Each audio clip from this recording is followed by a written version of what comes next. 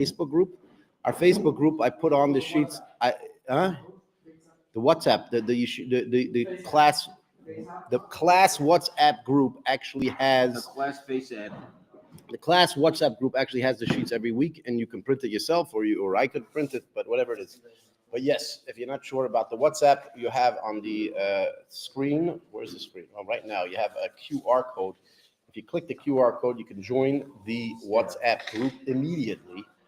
And then you can get the worksheets, which are essentially the Talmud verses in a organized fashion where you can take notes, etc., and enable you to enhance your Jewish education Talmudically. Yes. So okay, Oh, you had a question. Oh, he had a question.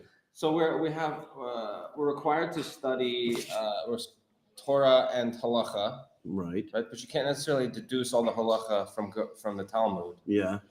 So, but shouldn't we have more part of the day where we're studying Rambam instead of Gemara? Like we should. Why Rambam? Because he has all the halachas. Because So- you need Mishnah Torah plus Chumash gets you all of the requirements. No. I hear. First of all, your question is actually a very good question. And if you don't mind, I'm going to rephrase your question. Yeah, it's probably not. Why do we spend so much time learning the Talmudic arguments and deductions and analysis when all this analysis is ultimately there to try to teach you what you're supposed to do? What does God want from you? Right now, after all this analysis, there's books on the conclusions of these analysis, other known as halacha, and there's various different books, etc. And there's analysis of those books too, by the way. But the point is that why don't we just focus on the actual rules and not as much on the Talmudic discussions on how we got to the said rules? So first of all, I'm going to give you a simple answer, and then I'm going to give you a more complicated answer, right?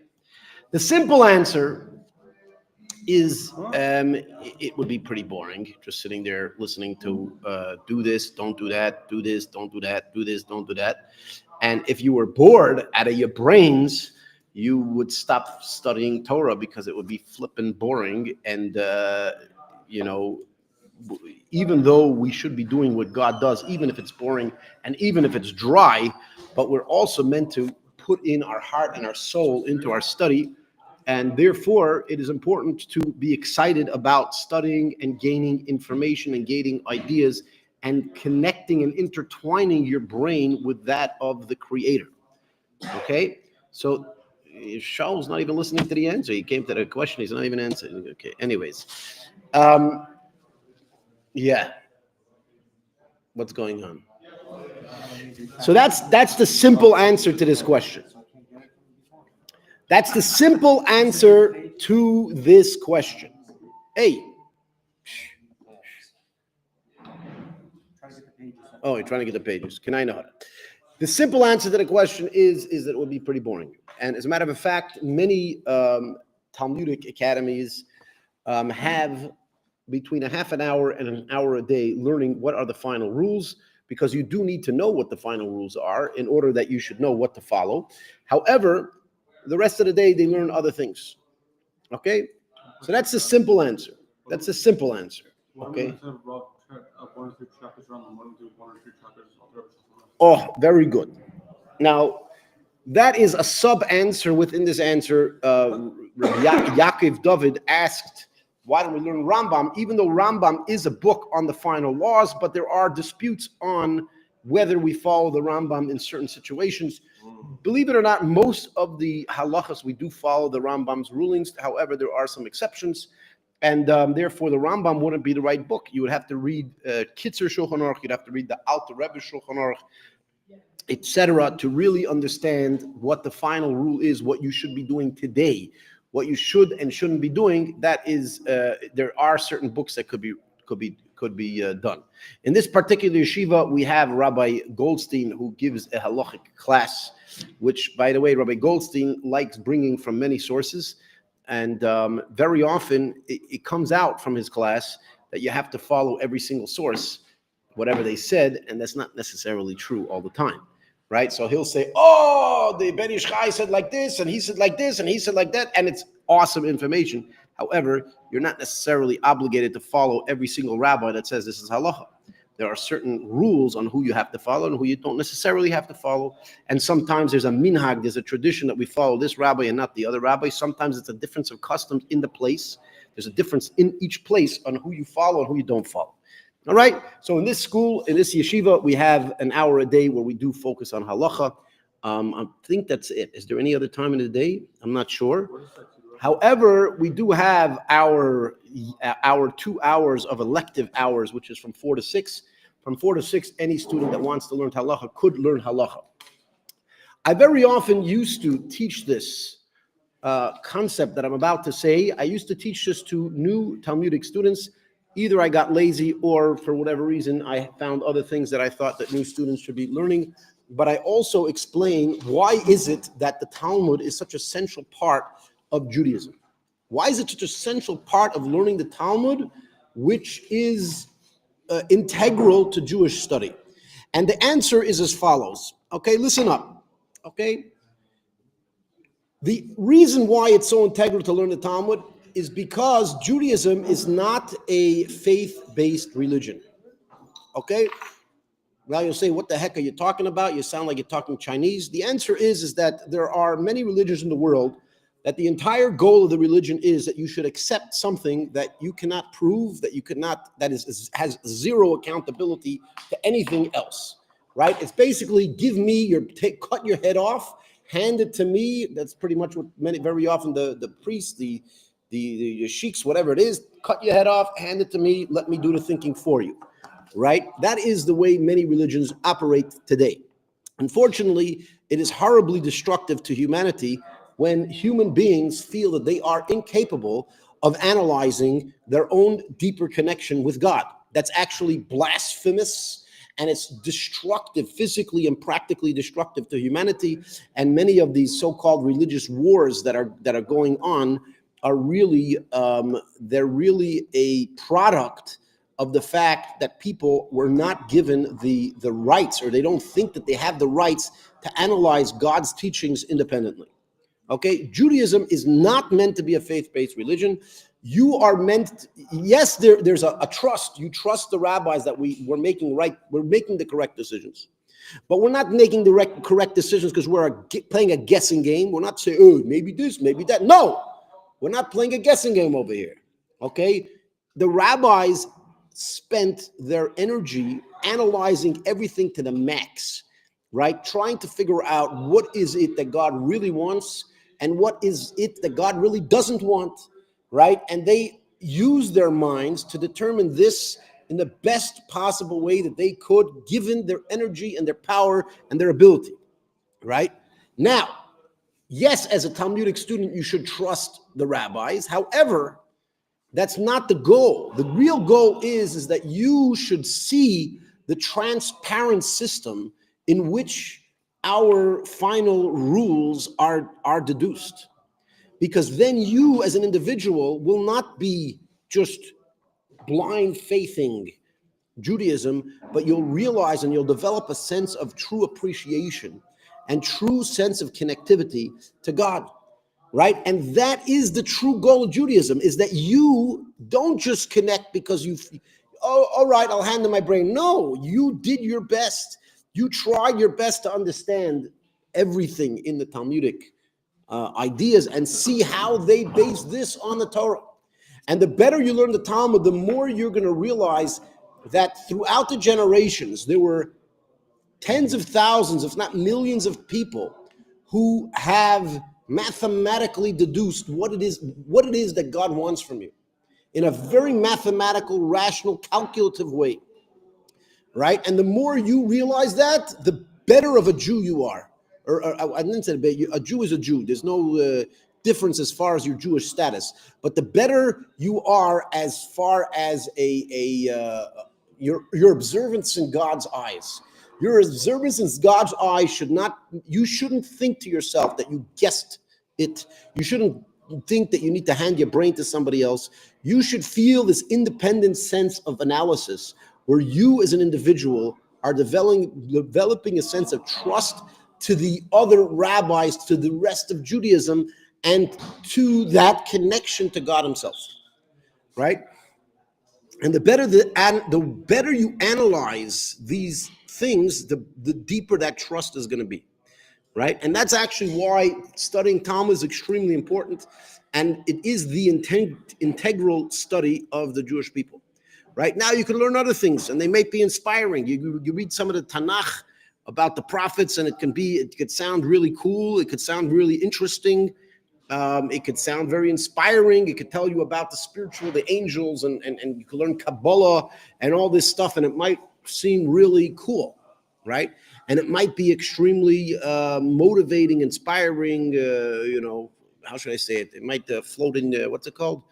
In ethereal, whatever. I don't know what words to use, right? But the truth is that the more grounded your connection to God is in a practical way, the better you've done. All right? That is the true essence of who we are as Jews and as Judaism is concerned. Does that make sense? Good. Okay, David Robinson is an old friend from New Zealand. When I was there, he had about 200-300 sheep. By now, hopefully, he has more sheep. If he wants to share with us, how many sheep do you have? How many sheep do you have, David? David once actually, we had a shochet. We had a shochet, a kosher slaughterer who came to visit me when I was living in New Zealand. And I called David Robinson, and I said, David, could we come do kosher slaughter at your farm? And he's like, fine, why not? And sure enough, we went there and we slaughtered 3 sheep. Unfortunately, 2 of them weren't kosher due to problems in their lungs, but one of them actually was kosher, and we took it home, and it was the only New Zealand meat. I lived in New Zealand for 2.5 years. It was the only New Zealand meat I ate in New Zealand. You'd think, these guys in New Zealand, people all around the world are buying New Zealand lamb, New Zealand sheep, and New Zealand cow, and whatever it is. The only time I ever ate in New Zealand mammals meat, we ate fish over there because fish is much easier to get kosher fish. But the only mammals that I've ever eaten was the sheep of David Robinson. There you go. Anyways, good. Thank you for joining. Where are we? Okay, so we started yesterday about the concept of if you taste, which means if you ate something. It says over here he has 200 ewes and 160 lambs and 5 rams. Oh, very good. What's a ewe? Female. Oh, female sheep. Okay. Mm-hmm. Huh? Mm-hmm. Yeah, okay, good. Huh? He doubled up. So what is he sitting there doing nothing? Or do you think he's just going to have the same old 200 sheep? It's to grow. It's to grow the business. Okay. When I was in New Zealand, they said that New Zealand is the only the only first world country whose main industry is agriculture. That's what they said. Which is a lot, definitely a lot of place and a lot of farms. Okay, so we're speaking about the Kiddush, the blessing we make to welcome in Shabbat on Friday night. If a person ate prior to making Kiddush, there is an opinion that says that you do not make Kiddush till the next day. That's it. Once you eat, you no longer can make Kiddush for that day. And there's another opinion that says, no, in fact, you could and you should. And Rava concludes that is the halacha. The halacha is that if you ate, you still make Kiddush. If you ate, you still make Havdalah. Right? And it says all the way, if you did not make Havdalah, you could make the entire week, which, as we said, is really up to Wednesday because the entire post-Shabbat week is Sunday, Monday, and Tuesday. We had yesterday another opinion from Ameimar. Ameimar, he said this is not what Rava said, and he repeats the conversation between Rava and, he completes, or he changes a little of the wording, and you're going to see it means something different, and I want you to follow along and tell me if you can figure out what exactly is the difference in the wording over here. Ameimar Pasach, Ameimar opened, which means he opened up this discussion as follows. Lahosh Maitza, to this teaching or this hearing. Rava b'hai lishna Omar. He said in this words, Omar Rava says hilchisa. The halacha is to'am mikadesh. If you tasted, you should make kiddush. To'am mavdil. And if you make kiddush, you should also make if you ate something, you should also make havdalah. Mi shaloi kiddush be'erev Shabbos. Somebody that did not make kiddush Friday Eve. Yeah. Mikadesh v'hoylech kol hayom kulei. He should say kiddush the entire day. Omrilei. So where is there a difference in the wording? Did anybody notice the difference in the wording between the first version of Rava's teaching and the second version of Rava's teaching? Again, the first version was, we didn't name who said this, right? It's an unnamed version, and then we have a Meimar's version. We have a regular version and a Meimar's version. What is the difference between the wording of the two versions? Yisrael, did you notice a difference between the two versions? Huh? Huh? Okay, look carefully. There's a very important difference between the two versions. Let's see if you'll notice. Huh? Kiddush and Havdalah. Nope. They both say Kiddush and Havdalah. No, one says Kiddush, one says Havdalah. No, both of the versions say both. Both of the versions say both. They both say Erev Shabbos and Motzei Shabbos. Again, look at the versions. Look at the versions. Before you just guess, look at the versions and tell me what are the difference between the two versions. There's a very obvious and clear difference between the two versions. Yeah? No. I see one version. No, neither of them says about forgotten himself. Again, it's all on this. It starts from Omar Rava. Omar Rava. Yeah. Omar Rava. Says he can taste. If he tastes, he can make kiddush, and if he tastes, he can make havdalah. Yeah, well, that says before. Yeah. So what's the difference? I want you to look at the two versions and tell me what is the difference between those two versions. There's a very essential difference. There's a vav in front of the second taste. Okay, and how does that significantly change the meaning of it? Because if one who tastes can make kiddush and taste and make havdalah. No. Whereas the second version says you can. No. I'm sorry. Look carefully. There's a significant difference. Again, they're both saying that if you taste, you can make kiddush. If you taste, you can make havdalah. They're both saying that, right? So where is there a significant difference between these two versions? Yeah. Anyone?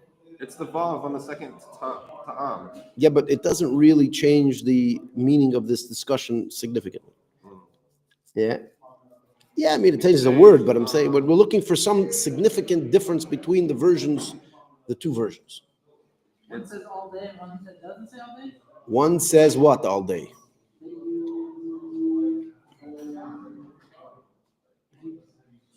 By the way, anybody online, you can also be following, if you join our WhatsApp group, you can be following in the papers that we have given out as well. One is chulo ad Motzei Shabbat, and one is just chulo. Kulei what? The first version has Motzei Shabbat after the chulo Ad Motzei Shabbos. The second one doesn't have the ad Motzei Shabbos. And the second one says what? It just says v'holech Kol hayoim. Okay, all right, but it's not necessarily significant. So what's the entire day? The entire day of Shabbos till Motzei Shabbos. But again, there's a wording difference. We want to find a significant difference in the actual teaching. Huh? When I was doing this, I learned that Kula could be to Sunday. Huh? It says Kol Hayom instead of Kol Shabbos. That could have been a difference. So it's Sunday instead of to Wednesday. Huh? Well, it says Kol Hayoim in both versions. Kol Hayom is on both. Yeah. Kol Hayom is only on Ramata. Oh, so we have the guy comes in here, he's learning it over there without looking at anything, and now he comes in and then breaks the news to you guys that you guys have been looking for 5 minutes and you don't realize very important. The first version says that if you did not make Havdalah on Saturday night, you can make it the entire Shabbat, which means the entire week, which we explained really only means till the end of Tuesday. The second version says you could, if you did not make Havdalah, you could make Havdalah the entire day, which would seem to suggest that you could only do it on Sunday and not on Monday and not on Tuesday. Look at the second version. The second word, Shabbos, someone that did not make Havdalah on Motzi Shabbos, which is Saturday night, could make Havdalah the entire day. Doesn't say the entire week. The first one says the entire week, which we said means till Tuesday. However, the second one does not say the entire week. It literally says the entire day, which means seemingly, Shabbos, because the word Shabbos could also mean a week. The word Shabbos could mean the Sabbath, but sometimes the word Shabbos could be, it depends how you use it in a sentence. It could mean the entire week. Yes, we could have that as well. Yeah. You got it? Good. So that is the difference. The first version seems to say that if you missed Havdalah on Saturday night, you can do it all the way till Tuesday night. And the second version seems like you can only do it till Sunday night. And if you missed it by then, it seems you're done. So that's the seeming, even though we repeated a whole statement in both versions, we repeated a whole statement, but the only real significant difference as far as the ruling is concerned is that particular detail and aspect of the concept. Yeah, makes sense? Good. Where are we? Now we're going to go into another part of this Talmudic discussion, if you're willing to listen. If you're not, fly a kite. No. Amrile mar Yenuka umar kashisha. Yenuka means like the young master and the older master. Berei de Rav Chisda, the children of Rav Chisda. So apparently there was at least two children of Rav Chisda. One was older, one was younger, which is usually the case with siblings. We're not necessarily saying that one was a really young person and the other one was a really old person. We're basically saying the younger and the older master, who were the sons of Rav Chisda, for some reason they did not get named. So Mar Yenuka, Mar Kashisha, Berei Rav Chisda, the children of Rav Chisda, the older one and the younger one, they said to Ravashi, they said as follows. They were telling him a story, a factual concept that they witnessed themselves. There was a time where a Meimar came to a particular place. And they had no wine in that place.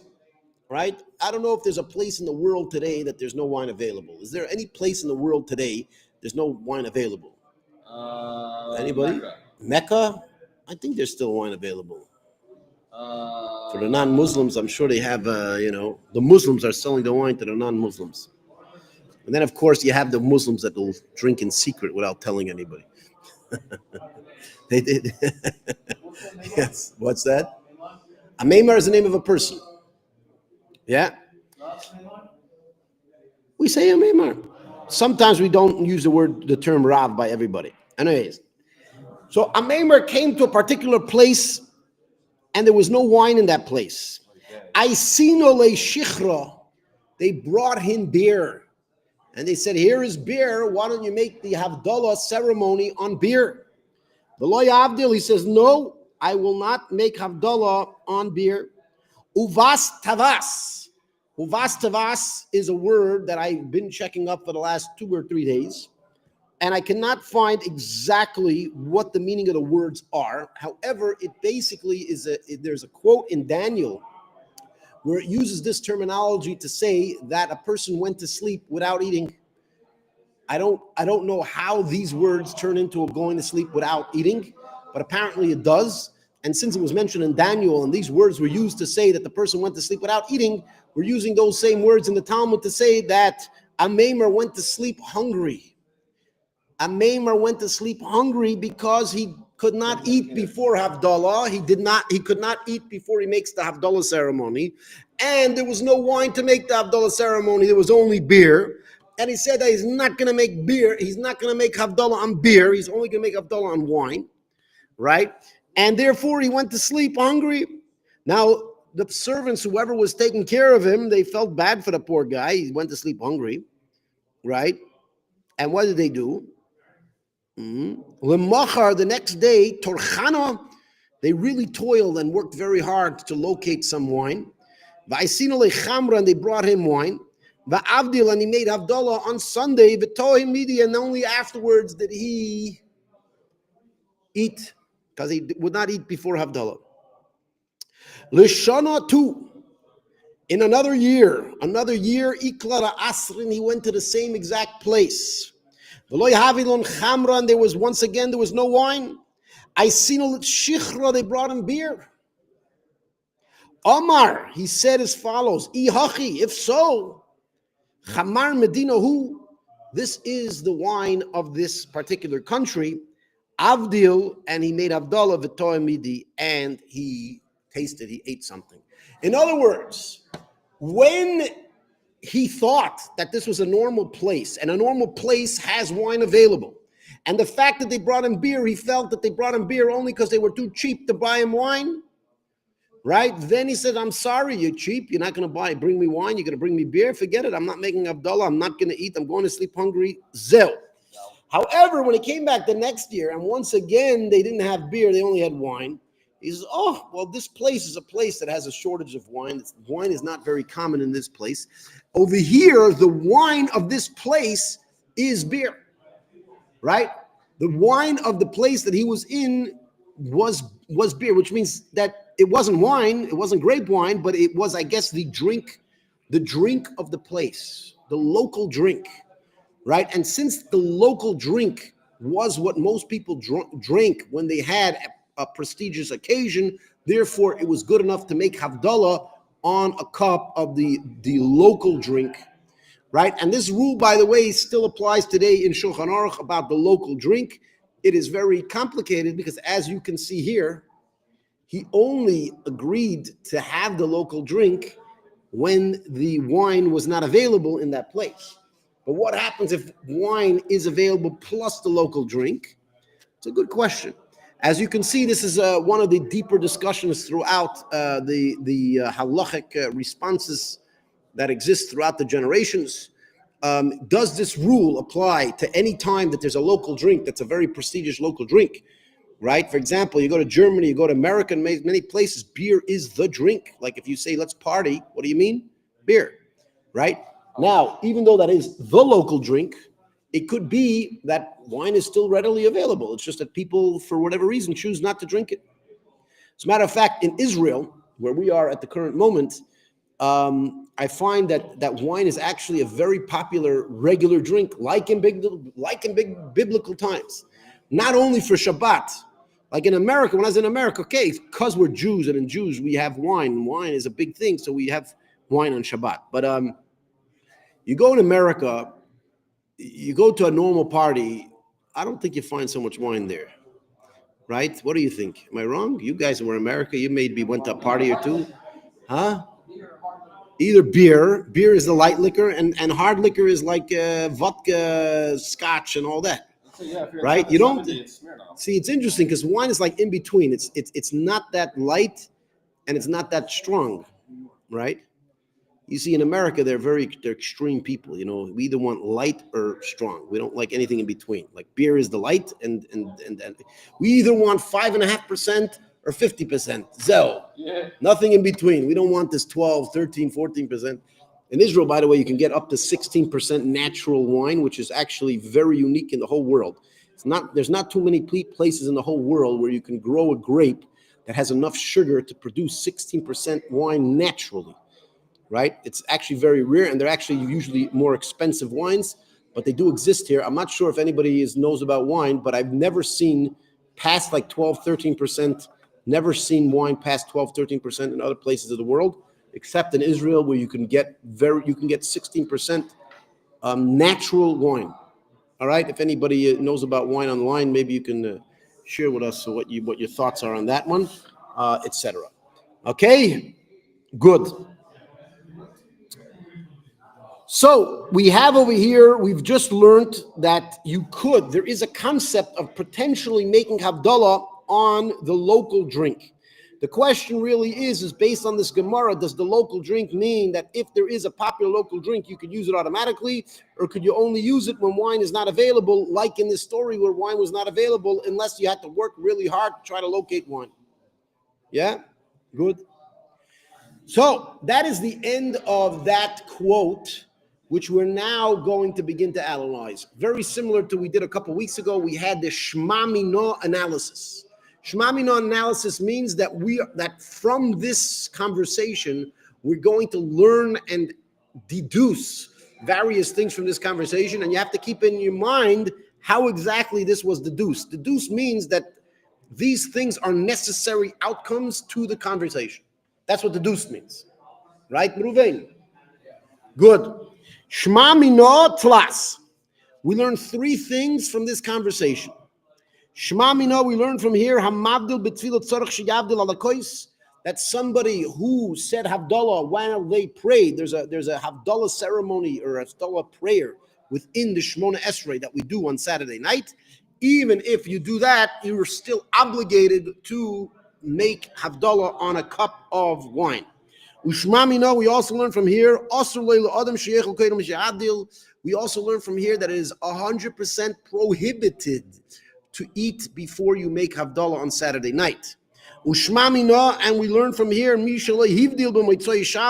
that did not make Havdalah on Saturday night,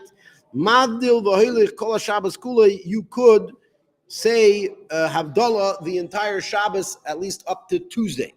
Now, if you think carefully, where are our Talmudic brains? Because a lot of these things can be shaken a little bit. So let's start. The first one is that if you do the Havdalah in the Shemona Esrei, you have to do it again on a cup.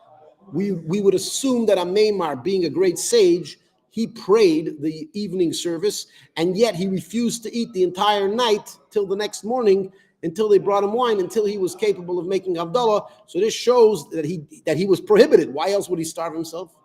The only reason he would starve himself was because he had to, not because he was just having fun, right? So if there was an option to eat, if he was allowed to eat, then we wouldn't be emphasizing the fact that he went to sleep hungry. Yeah. Suppose this Meimar wasn't able to get wine until Tuesday. Would he not eat for 3 days? Good question. Do you want me to answer? The Gemara doesn't, there's nothing to indicate one way or the other. There's nothing to indicate one way or the other. Again, Talmud, as I explained earlier in this class, Talmud is an analysis, and it's very important to remain in your analytical thing and not try to guess. And since the Talmud tells us a story where he made Havdalah on Sunday morning and ate Sunday morning, we could assume that is the extent of the information that we can conclude is conclusive, right? You want to suggest maybe, could be. However, could-be's are not really relevant to a Talmudic discussion because could be anything, right? Maybe he wouldn't eat the whole week and die from it. I don't know. We'd assume he wouldn't die from it because in Judaism, every mitzvah is overridden by life or death except for 3 cardinal commandments, right? Cardinal sins, huh? You don't know the 3 cardinal sins? There's 3 sins that the Jewish people are obligated to die for rather than to transgress. Number 1 is to worship idols. Number 2 is to kill someone else. We should be ready to die rather than kill somebody else, obviously innocent. We're not talking about an attacker, because if they're attacking us, then it actually says when a human attacks another person, it's almost like they're dead already. Right? It's almost like you killed yourself. It's like commit suicide. And by the way, in America, you have sometimes it's called suicide by cop. You ever heard of suicide by cop? Yeah, they take a gun, they point it at a cop, the cop kills them, and that's the way of killing themselves. Right? But in Judaism, there's actually truth to that if a person is attacking another person, then they, by definition, are killing themselves or putting themselves at risk of dying, and therefore they devalue their life, and therefore you can kill them. However, anyone besides self-defense, I wouldn't say besides defending a human life from an attacker, right? We should rather die than to kill somebody. Yeah, so it should be our choice. That's number 2. Number 3 are generally the severe immoral sexual relations, and there's actually a list of them. It's not just one. There's a list of what's considered severe sexual immorality, which is also we should rather die than to commit one of those acts, right? That would include a married woman, a male-to-male relationship, a brother, sister, parent, etc. Who else? What else? I think that's it. Basically, siblings, parents, a married woman, a man to a man, and no. Depends which ones. Some of them, the truth is, some of them, yes. There's some of them. Some of them are, some of them aren't. Again, yeah. Anyways, there you go. Yeah. Animals, you're right. Animals is one of them, correct. Animals as well. It's called bestiality. Sounds horrible. Yeah. About Havdalah, go for it, yeah. If you went camping, yes. Shabbat, I went before Shabbat. Shabbat arrived, I took it in, it was great. And I was all set for Havdalah, but it rained, and my matches got wet. Yeah. And I'm in the middle of nowhere. And it's like a day or two to get back. Can I still make Havdalah, but less the ish? 100%. As a matter of fact, the Aish blessing is independent of the rest of the Havdalah ceremony, which means the Havdalah ceremony essentially is holding a cup of wine and saying the last bracha, or saying the blessing on wine and the last bracha. There's two blessings that we do in between, one on fire and one on incense. Those are kind of accompanying Havdalah. They're kind of attached to Havdalah, but they're not necessarily exclusive to Havdalah. As a matter of fact, when Tisha B'Av falls out on Saturday night, we make the blessing on the candle without even making Havdalah, because it's an independent concept. And as a matter of fact, the blessing on the fire is only Saturday night. If you were to make Havdalah Sunday morning, you would not say a blessing on a fire. And we've actually discussed this in a previous class, that fire was the first human invention invented by Adam Saturday night, which means he was alive for a little over 24 hours, and he made his first invention, other known as fire.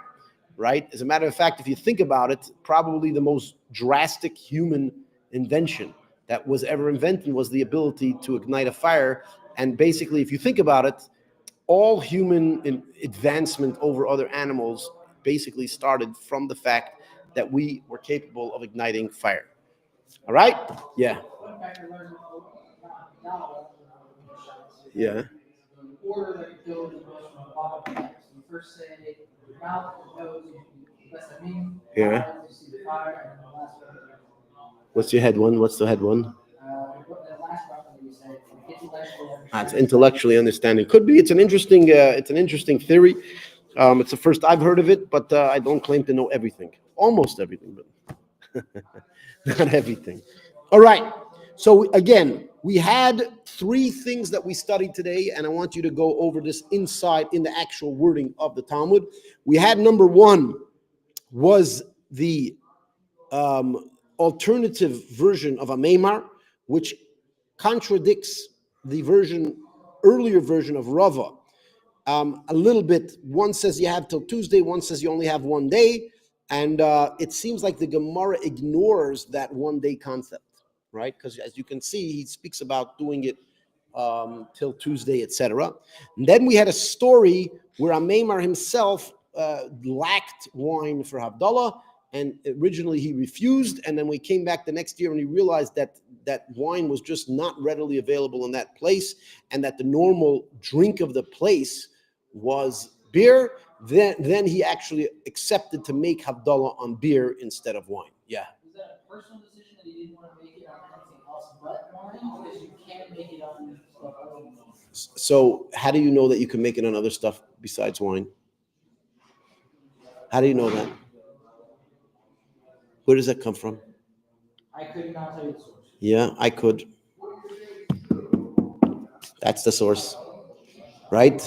So you're bringing me the information that you know from general. That's why I always tell you. You bring in general knowledge of Judaism into a Talmudic conversation. It's going backwards, because the general Jewish observance comes from the Talmudic discussions, right? And it's the conclusion of the Talmudic discussions.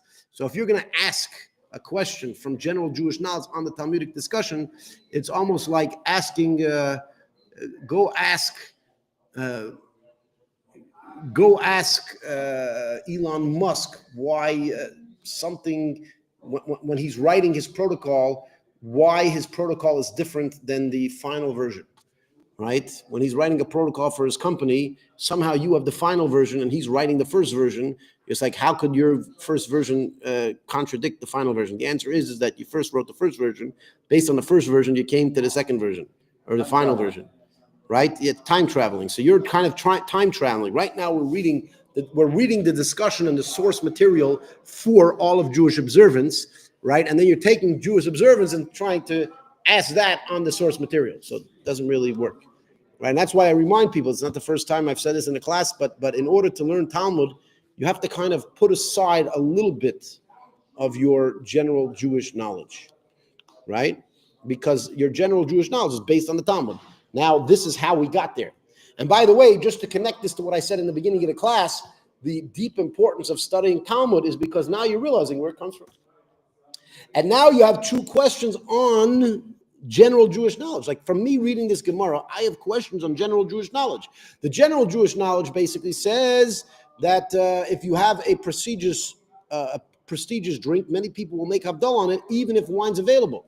Seemingly, if this is the only source material for that rule, which it could be, in this story, it's clearly, it was a second choice. If wine was not available, then he used the drink of the city. But what happens if both are readily available? Do you have the right to drink beer? Even if beer is a popular drink in the city, could you drink beer when wine's also available? Right? That's a question that I have. And based on this particular source, you might question whether that is possible or not. Yeah. Well, we'll see this weekend when we go to the cave of Baba Saleh. Yeah. I'm sure some people will be trying to make Havdalah with arak. Arak. Yes. By the way, if the yeshiva this week is going to go, we have a plan to go, Bezrat Hashem, to Netivot for the weekend, where it is the Hilula of the Baba Sali, a great Kabbalistic teacher from the Moroccan influence, the Moroccan Jewish influence. It's known to have made many miracles, etc.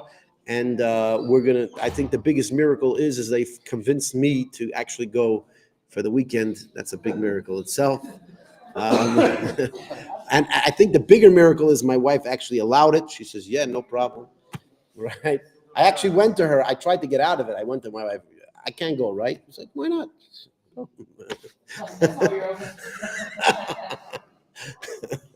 That's the miracle. You see, the Baba Sali already working miracles. Can I know it? There you go. Okay, we're going to end over here for today. Bezrat Hashem, we're going to continue. Tomorrow, I got to mention to you that I have an important meeting that I have to be at 11 o'clock, which means I probably will not be here till at least 12 o'clock, perhaps even later. So, yeah, you're going to study on your own, and then maybe we're going to have the shir after, right? Which means you're going to start studying on your own at 11 o'clock, and then after you will begin. We might have a class, which means that our regular timing might be a little off. All right? Is there anybody with any questions relevant to the topic of discussion? Now, this offer to ask questions is open to our local class, as well as those very special individuals online.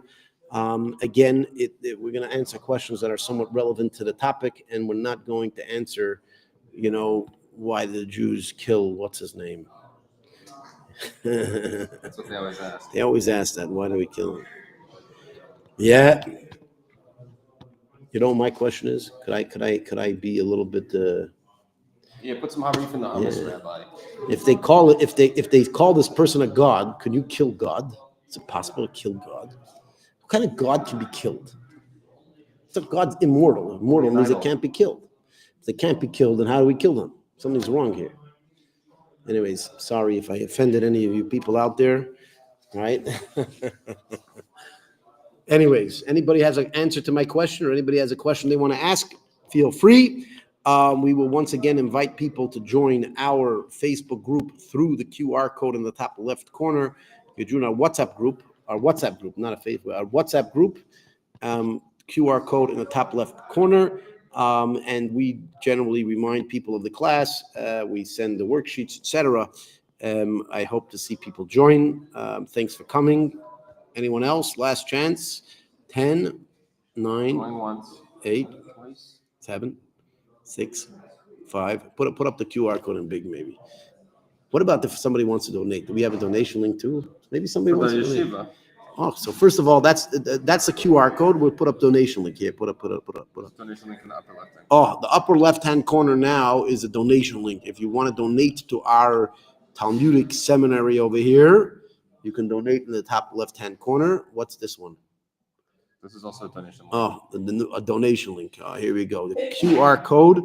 If you want to participate financially in the yeshiva's teachings over here, you can do so by clicking the QR code. And for that, we will wish you farewell. Have a great day. Sei gesund. Bye-bye.